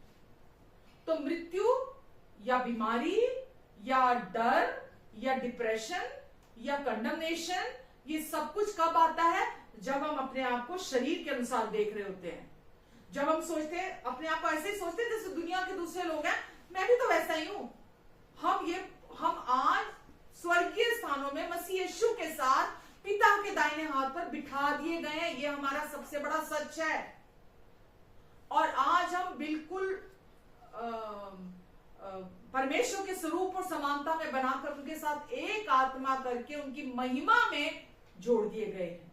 ये है हमारी आज सच्चाई। जब आप इस सच्चाई को लेकर इसी को सुनते हैं, इसी को सोचते हैं, इसी को बोलते हैं, तो जीवन और शांति को उत्पन्न करते हैं। नहीं तो आपकी आंखें या तो अपने पे दोष अपने ऊपर लगी रहेगी, आप क्या करते हैं, आप क्या नहीं करते हैं, या फिर दूसरों के लिए दूसरे क्या करते हैं, दूसरे क्या नहीं करते हैं। आप इसी उधेड़-बुन में लगे रहेंगे और आपको समझ में नहीं आएगा चल क्या रहा है मेरी लाइफ में। आमेन। तो परमेश्वर चाहते हैं हम अपनी नई और आत्मिक पहचान में चलें, आत्मा के अनुसार चलें, ताकि हम जीवन और शांति को अपने जीवन में अनुभव करते हुए चलें। सारा ध्यान खुद पर नहीं रखना कि मुझ में क्या कमी है, मैं क्या करता हूं, मैं क्या नहीं करता हूं, मैं कितनी प्रार्थना करता हूं, मैं कितना वचन पढ़ता हूं, मैं कितना उपवास करता हूं, मैं कितना अच्छा इंसान हूं, मैं कितना भला इंसान हूं। आपको अपना ध्यान इन बातों पर लेकर नहीं जाना। आपको अपना ध्यान यीशु के पूरा हुए कार्य पर लेकर जाना है, ताकि आप जीवन और शांति में चल सके। आमेन। आमेन। तो मृत्यु का अनुभव आप तब करते हैं जब आप दुष्ट की तरफ अपने कानों को इंक्लाइन करते हैं, उसकी बातों की तरफ इंक्लाइन करते हैं, तो ही आप मृत्यु को अनुभव अपने जीवन में करते हैं। हमारा जो भी ज्ञान हम अर्जित करते हैं, वो हमारे विचार बन जाते हैं। जो भी हम संसारिक हिसाब से सुनना शुरू कर देंगे, वही हमारे विचार बन जाएंगे, वैसे हम सोचने लग जाएंगे। अगर हम प्रभु के वचन को सुनना शुरू कर देंगे, वही हमारे सोच, वही हमारे विचार बन जाएंगे। तो हम शारीरिक रीति से शारीरिक ज्ञान को रिसीव करते हैं, या हम आत्मिक ज्ञान को अपने जीवन में अनुमति देते हैं। आमेन। जिसको हम अपना ध्यान देंगे उसकी तरफ हम इंक्लाइन हो जाते हैं। अगर आप शारीरिक ज्ञान की तरफ ध्यान केंद्रित करते हैं तो शैतान के लिए एक मार्ग आप खोल देते हैं। शारीरिक ज्ञान मुफ्त में नहीं मिलता। शारीरिक ज्ञान जब आप लेना शुरू करते हैं, दुष्ट अपना रास्ता साथ में आपके दिल, आपके मन में बनाना शुरू करता है। अगर आप शारीरिक ज्ञान के भूखे नहीं हैं, सांसारिक प्रॉस्पेरिटी के भूखे नहीं हैं, अगर आप उसको अपने जीवन में प्रथम स्थान नहीं दे रहे, शैतान के लिए कोई रास्ता आप अपने जीवन में खुला नहीं छोड़ रहे हैं। पर जैसे ही आप सांसारिक और शारीरिक रीति से बढ़ने के लिए प्रलोभित होते हैं और आप उस ज्ञान की तरफ प्रलोभित होते हैं, शैतान के लिए भी आप एक रास्ता अपने मन में छोड़ देते हैं। वो उसी रास्ते, कोई दूसरा रास्ता ही नहीं है उसके लिए आपके भीतर आने का। हेलो, शैतान के पास दूसरा कोई जरिया नहीं है आपके मन में काम शुरू करने का। कोई दूसरा रास्ता नहीं है। जितना आप अपने प्रति लापरवाह रहते हैं और आप कुछ भी कूड़ा कबाड़ा सुन रहे हैं, किसी भी संसारिक चीज को आप अपने अंदर स्थान दे रहे हैं, आप सुन रहे हैं, आप चीजों को ले रहे हैं, आप अनजाने में शैतान को अपने मन में जगह दे रहे हैं काम करने के लिए। हालेलुया। तो उसका काम क्या है? कुछ एक चीजें मैं आपको बताऊं कि कौन सी चीजें शैतान का प्रवेश मार्ग वो बनाना चाहता है हमारी लाइफ में। नंबर 1, वो कहता है हमें आके कि ठीक है, परमेश्वर अच्छे हैं पर वो इतने भी अच्छे नहीं है, वो तेरे लिए अच्छे नहीं है।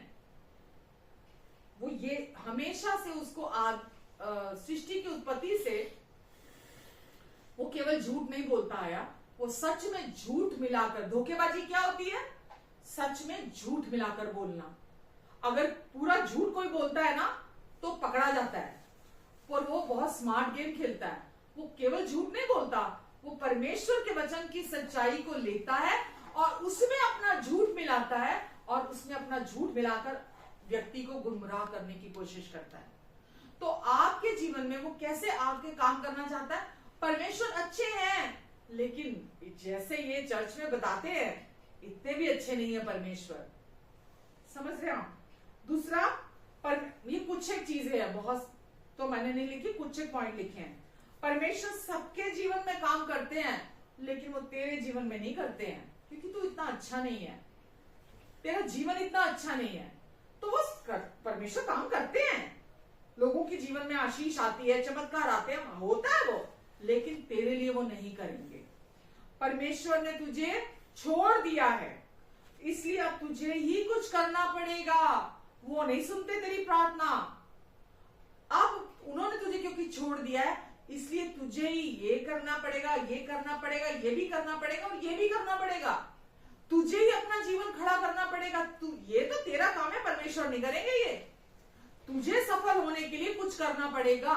ये झूठ वो आपके जीवन में लेकर आता है और आप उससे सुनकर एक्टिवेट हो जाते हैं, उसके अनुसार काम करने कि अच्छा ये तो मेरा काम है, तो मुझे करना पड़ेगा, तो कोई और नहीं करेगा, मैं तो कैपेबल हूं, मैं तो कर सकता हूं। आप उस काम को करने के लिए निकल पड़ते हैं। वो कहेगा परमेश्वर को तेरी कोई फिक्र नहीं है, इतनी दुनिया पड़ी है, तेरी फिक्र नहीं है उनको। तुझे अपने जीवन के लिए फिक्र खुद करनी पड़ेगी। अगर कोई बीमार है तो कहेगा ये बीमारी तेरी मौत का कारण बनेगी। पक्के तौर पर ये बीमारी वाले बंदे मर जाते, लोग मर जाते हैं और ये तू भी मर जाएगा। वो आपको ये भी झूठ बोलने के लिए आता है। वो आपको बोलने आएगा तुझे तेरे सारे पाप, सारे गलतियों की कीमत चुकानी पड़ेगी। परमेश्वर इतने भी अच्छे नहीं है कि तेरे सारे पाप और गलतियों को माफ कर दें। ठीक है, कुछ गलतियों को माफ कर देंगे, लेकिन जो ये गलतियां तूने की हैं इसकी कीमत तो चुकानी पड़ेगी। तुझे लोग माफ नहीं करेंगे, तुझे लोग एक्सेप्ट नहीं करेंगे, तुझे लोग भी प्यार नहीं करेंगे, जबकि ये झूठ है।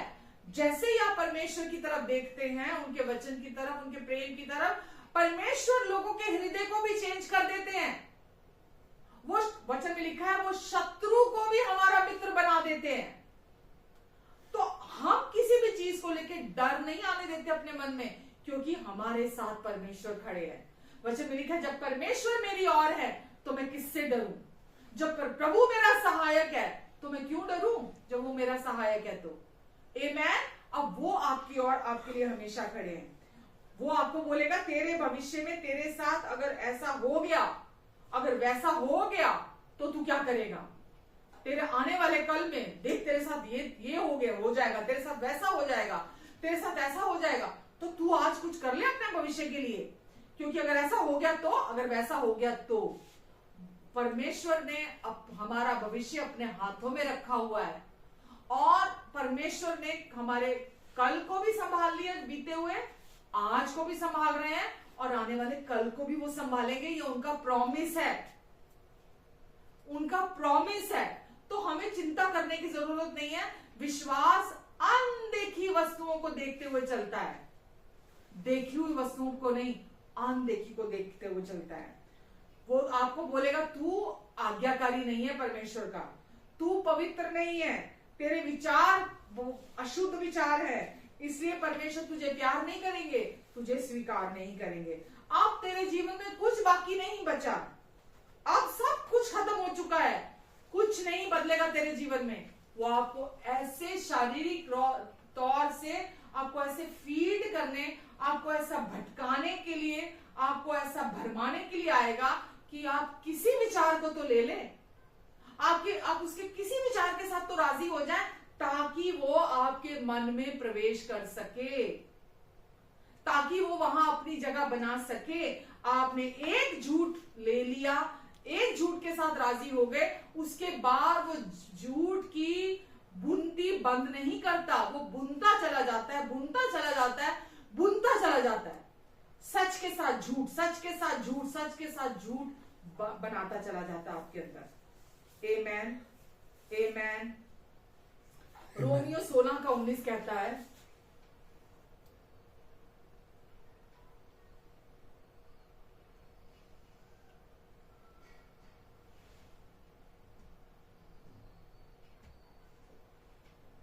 रोमियो 16:19, हमारी अधिकांश मैक्सिमम लड़ाइयों से बचा जा सकता है जो हम अननेसेसरली अपने जीवन में लेकर आते हैं। मैक्सिमम लड़ाइयों से बचा जा सकता है यदि 16:19, परंतु मैं ये चाहता हूं, उसका बी पार्ट, परंतु मैं ये चाहता हूं कि तुम भलाई के लिए तो बुद्धिमान, परंतु बुराई के लिए भोले बने रहो। तुम भलाई के लिए तो बुद्धिमान, लेकिन बुराई के लिए भोले बने रहो। क्या अर्थ हुआ इसका? परमेश्वर हमारे प्रेमी, अच्छे और भले पिता हैं। भलाई, परमेश्वर की भलाई के प्रति वो कितने भले हैं आपके लिए। परमेश्वर भले हैं, ये एक सच है, पर वो आपके लिए भी भले हैं, इसके प्रति बुद्धिमान बने रहो। चाहे कैसी भी सिचुएशन क्यों ना आ जाए आपकी लाइफ में, चाहे कुछ भी परीक्षा, कोई प्रलोभन दुष्ट की तरफ से क्यों ना आ जाए आपके जीवन में, जब तक आप ये जानते हो, जब तक आप ये विश्वास करते हो कि परमेश्वर केवल भले नहीं, वो मेरे लिए भी भले हैं, और मैं जब तक इस धरती पर हूं, मैं परमेश्वर की भलाई को अपने जीवन में देखूंगा, देखूंगी। ऐसा कभी नहीं होगा कि परमेश्वर की करुणा, उनकी भलाई मेरे जीवन से हट जाए। मैं हमेशा उनकी भलाई को अपने जीवन में देखूंगी। तो परमेश्वर क्या कह रहे हैं? जब हम परमेश्वर वचन लिखा, भलाई के लिए बुद्धिमान हो जाओ और बुराई के लिए भोले बने रहो। हमको बुराई की बातें ना सीखनी है, ना सुननी है, ना समझनी है। हमें बुराई की बातें जो संसार में चल रही हैं, जो दुष्ट हमारे अंदर लेकर आना चाहता है, परमेश्वर कहते हैं उसके लिए भोले बने रहो। भोला इंसान किसको बोलते हैं मालूम? जिसको कुछ समझ में नहीं आता। भोला कौन होता है? जिसको जल्दी से बातें समझ में नहीं आती हैं। तो परमेश्वर यहाँ क्या कह रहे हैं कि मेरा वचन जो कहता है, जो मैं कहता हूं, मेरे वचन, मेरा अनुग्रह का वचन, सच्चाई का वचन जो यीशु ने क्रूस पर पूरा कर दिया है, उसके प्रति बुद्धिमान बनो। क्योंकि परमेश्वर ने प्रॉमिस किया है कि वो अब कभी भी हम पर नाराज नहीं होंगे, क्रोधित नहीं होंगे, कभी भी अपनी करुणा को हमारे जीवन से वो नहीं हटाएंगे, और अपनी शांतिदायक वाचा को वो कभी नहीं तोड़ेंगे हमारे जीवन से। परमेश्वर ने बोला मैं तेरे अपराधों को, इब्रानियों 8:12 में लिखा, मैं तेरे अपराधों को फिर कभी याद नहीं करूंगा और तेरे अधर्म के प्रति मैं हमेशा दयावंत रहूंगा। तो ये भले ही तो है परमेश्वर जो वो ये कह रहे हैं, मैं तेरे अपराधों, तेरे अधर्म के प्रति हमेशा दयावंत रहूंगा, मैं तेरे अपराधों को फिर कभी याद नहीं करूंगा। तो परमेश्वर कहते हैं मेरे भलाई के प्रति बुद्धिमान बने रहो और बुराई के प्रति भोले बने रहो कि बुरी बातें समझ में नहीं आती मुझे। जब हम बुरी बातों को स्क्रूटिनाइज करना शुरू कर देते हैं ना कि अच्छा ये बुराई, अच्छा उसने ये बोला, उसने वो बोला, अरे वो ये सोचता है, वो ये सोचता है, परमेश्वर कहते हैं उन बातों की तरफ ध्यान मत दो, उनके लिए भोले बने रहो। लेकिन जो बुद्धि की बातें हैं कौन सी हैं? परमेश्वर के प्रेम की बातें, परमेश्वर की दया की बातें, परमेश्वर की भलाई की बातें, उसके लिए बुद्धिमान बन जाओ। जो यीशु ने क्रूस पर, वो परमेश्वर की भलाई, वचन में लिखा है परमेश्वर ने अपने प्रेम की भलाई हम पर इसी रीति से प्रकट की कि जब हम पापी ही थे तभी मसीह हमारे लिए मरा। परमेश्वर ने अपने प्रेम की भलाई हम पर इसी रीति से प्रकट की कि जब हम पापी ही थे तभी मसीह हमारे लिए मरा। तो परमेश्वर ने हमारे लिए भलाई का काम किया, वो आज भी कर रहे हैं और वो आने वाले कल में भी करेंगे। परमेश्वर अपनी भलाई को आपके जीवन में कभी नहीं रोकेंगे। आप खुद रुकावट पैदा करते हैं अपने आप को सांसारिक और शारीरिक ज्ञान से भरने के द्वारा, लेकिन परमेश्वर का वायदा है कि जब आप उनके प्यार पर विश्वास करते हैं, वो कितने भले पिता हैं, जब आप इस सच्चाई पर विश्वास करते हैं तो परमेश्वर की भलाई को आप, जैसे मैं बोल रही हूं ना कि एक चीज का स्वभाव है, अब आपके अंदर भी परमेश्वर ने अपना स्वभाव भी डाला है, परमेश्वर ने अपना विश्वास भी डाला है। आपको ये परमेश्वर चाहते हैं आप इस सच्चाई के साथ राजी हो कि मैं हर दिन परमेश्वर की भलाई को देखूंगा, मैं हर दिन परमेश्वर की भलाई को देखूंगी, चाहे कोई सिचुएशन हो, कोई कंडीशन हो, चाहे कुछ भी हो, मेरे बच्चों की लाइफ हो, मेरी शादी हो, मेरी फाइनेंशियल लाइफ हो, मेरे चर्च मिनिस्ट्री हो, मेरी अपनी फिजिकल हेल्थ हो, कोई भी एरिया हो, मैं परमेश्वर की भलाई को देखने जा रहा हूँ। मैं परमेश्वर की भलाई को देखने जा रहा हूँ क्योंकि ये परमेश्वर का कैरेक्टर है। उन्होंने पहले भी दिखाई, आज भी दिखा रहे हैं, आगे भी मैं देखने जा रहा हूँ। आमीन। तो परमेश्वर क्या चाहते हैं? हम बोले। परमेश्वर जैसा विश्वास बोलता है, पर बोलना बाद में आता है, पहले आता है सुनना। सुनने से शुरुआत होती है।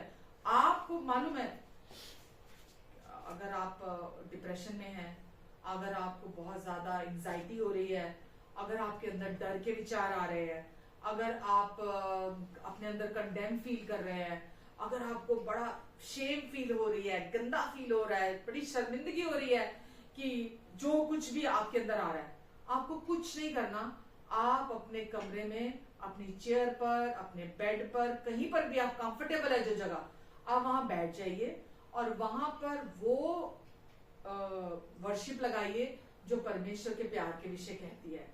वो वचन चलाइए जो यीशु को सेंटर में रखता है, जो यीशु को ऊंचा उठाते हैं वचन। आप वो वचन लगाइए। आप पूरी तरह से अपने आप को, अपने सेंसेस को पूरी तरह इंक्लाइन कर दीजिए। एक वचन है ना, नीति वचन 3 में है या 4 में है कि हे मेरे पुत्र मेरे वचन ध्यान धर के सुन।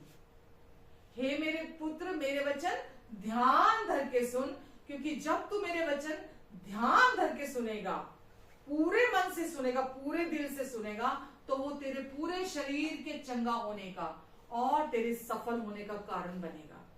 तो मैं आपको जो वचन में लिखा है कि मेरे पुत्र मेरे वचन ध्यान धर के सुन, तो पिता पुत्र से कह रहा है। परमेश्वर आज भी आपके पिता है। जब आप सही चल रहे हैं, जब आप सही नहीं चल रहे तो भी वो आपके पिता हैं। ये रिलेशनशिप कभी चेंज नहीं हो सकता आपका।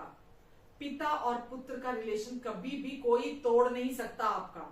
ये हमेशा के लिए। उड़ाऊ पुत्र जब घर से नहीं गया था तो भी वो पुत्र था, जब वो घर से गया तो भी वो पुत्र था, जब वो वापस लौट कर आया तो भी वो पुत्र था।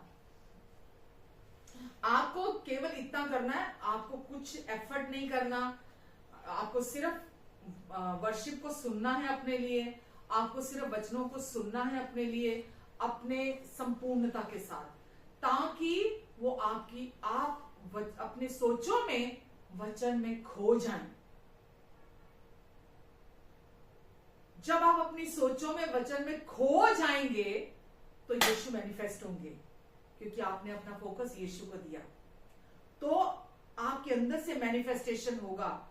आपको जो ब्रेक थ्रू चाहिए, आप जो ओवरकम करना चाहते हैं, आपको जो उस समय पर जो चमत्कार चाहिए, आपको जो उस समय पर जो भी प्रोविजन चाहिए, कुछ भी चाहिए, क्योंकि यीशु ही वो प्रोविजन है, यीशु ही वो मिराकल है, यीशु ही वो ब्लेसिंग है, यीशु ही सब कुछ है हमारे लिए जो हमें चाहिए।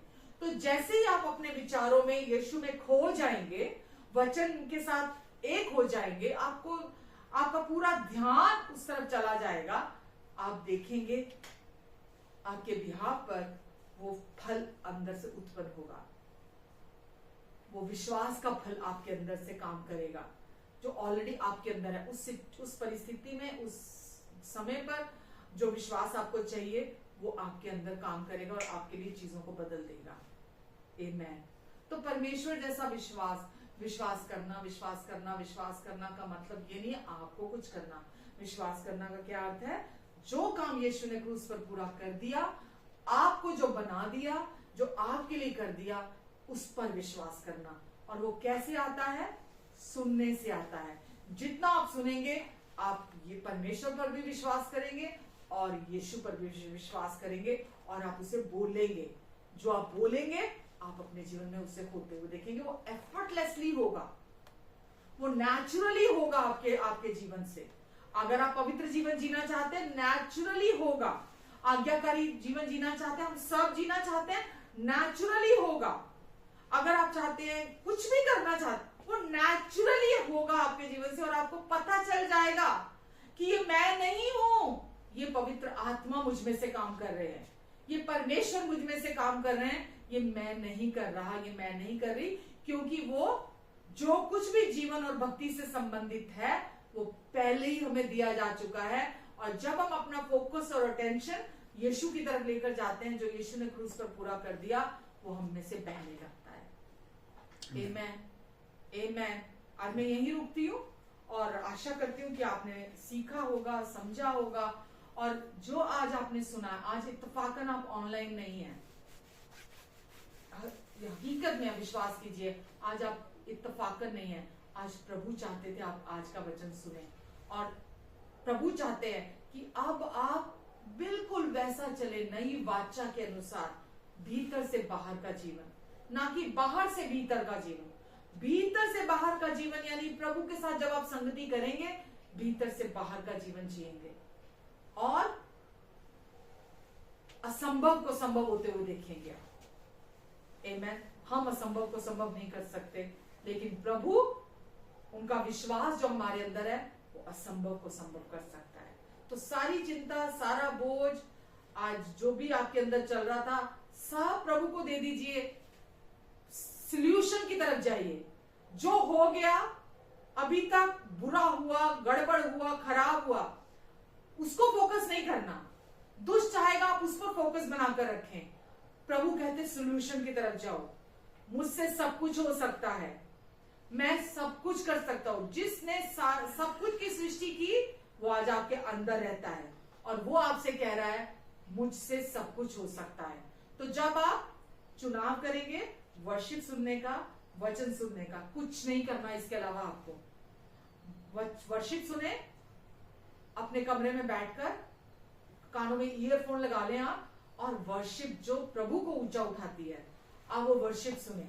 वो वचन जो प्रभु को ऊंचा उठाते हैं, वो सुने, और आप रिजल्ट देखेंगे।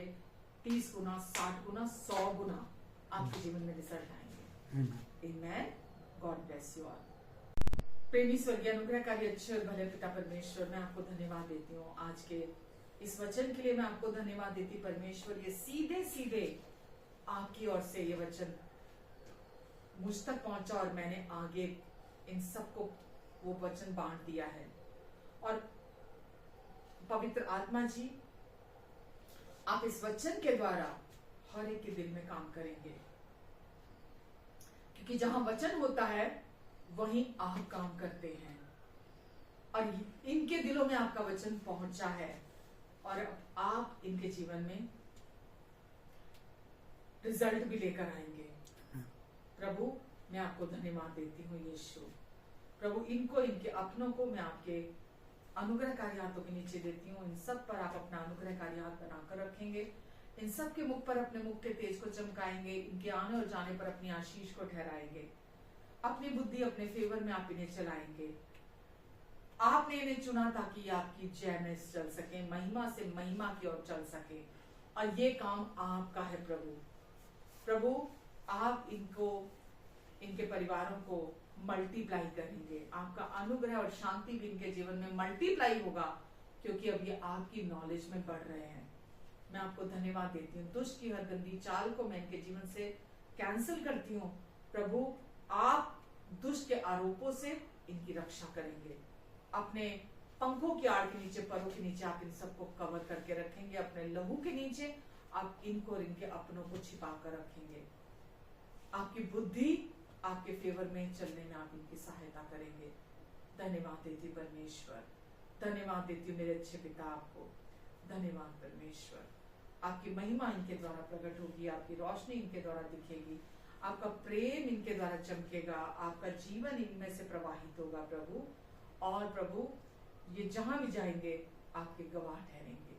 धन्यवाद यीशु, धन्यवाद। अगर कोई बीमार है तो मैं उनके जीवन पर अधिकार लेती हूँ, मेंटली है या फिजिकली, मैं अधिकार लेती हूँ प्रभु यीशु के नाम से, और मैं हर एक रोग और बीमारी को सर के तालू से लेकर पैर के तलवों तक आदेश देती हूँ, उनके शरीरों को छोड़कर चला जा, और मैं टोटल वेलनेस, कंप्लीटनेस के लिए घोषणा करती हूँ उनके शरीरों पर।